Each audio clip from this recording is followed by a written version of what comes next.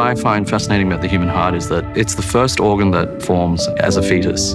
From about 4 weeks post-fertilization of the human embryo, it starts beating, and it continues to beat throughout your life. An organ that can self-survive and continually function for 100, 110 years, that's just utterly incredible. My name's Norman Liaw. I graduated from Wesley in 2002, and I'm currently a postdoctoral scientist in cardiac tissue engineering in Göttingen in Germany. I did the majority of my high school education at another school. What I found here was that it gave you a more broader education. Everything that you needed was here for you to find your own path, and I think that was what really inspired me. What really got me interested in the beginning was actually I was invited to see a surgery performed on a young baby.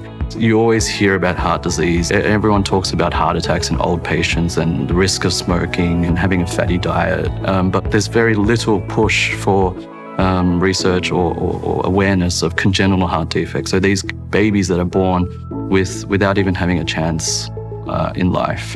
So when you see a blue, still baby and they're crying and you have tubes coming out of her, it really makes you realize that more needs to be done.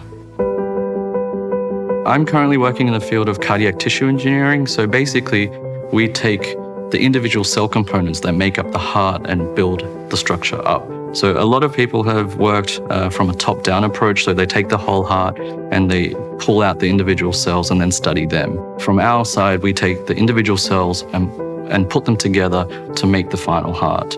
One of the benefits of doing this is that you can basically play with the individual cell type. So you can take out all the confounding variables, put only the important ones that you think are important together, and then study that.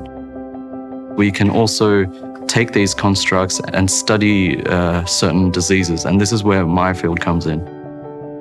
We can take a sample of your hair, your root follicle, we grow them in a dish, reprogram them into what we call a pluripotent state, which means that the cell can become any other cell type in the body. Then we know specific ways to modulate how this cell then becomes a cardiac cell. And in the end, we get a sheet of beating heart cells. In the third aspect, we also generate these cardiac tissue constructs as a surrogate for mechanical support of a heart that's gone into failure. When you get a heart attack, it's typically one of the coronary arteries that gets blocked, and that limits the blood supply to the left ventricle of the heart, and that in itself causes a heart attack. And if the oxygen itself and the blood is stopped for a long period of time, a certain portion of that tissue is irreversibly damaged and it won't form contractile tissue anymore. And the idea of what my work is that if we can generate a construct that we can suture back onto the heart over the area that's damaged, we can provide mechanical support so that the heart can beat again and basically restore overall function to the whole body.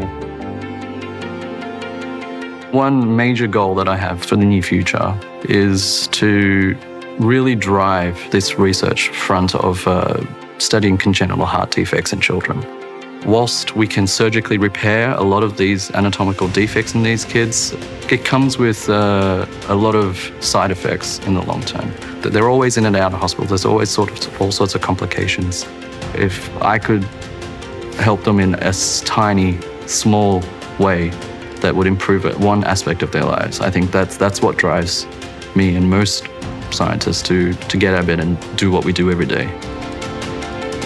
Inspiring kids is one thing. I think what is more important is that you make them aware of what's possible. Too often students are so focused on achieving the highest grades or getting the best out they can in that short time span that they're here, that they don't realize that they've got decades of their lives after them. My biggest number one advice to students is that if they are interested in the sciences, no matter what part of science, pursue a generalist outlook. So go into university and study all the sciences. It takes a curious mind. It takes someone who is brave enough to go and question what's out there and go seek it out. So don't close any doors. Have a look and see what interests you and what captivates you and what excites you. because that will ultimately guide you into what you are going to do and what we will do for the rest of your life.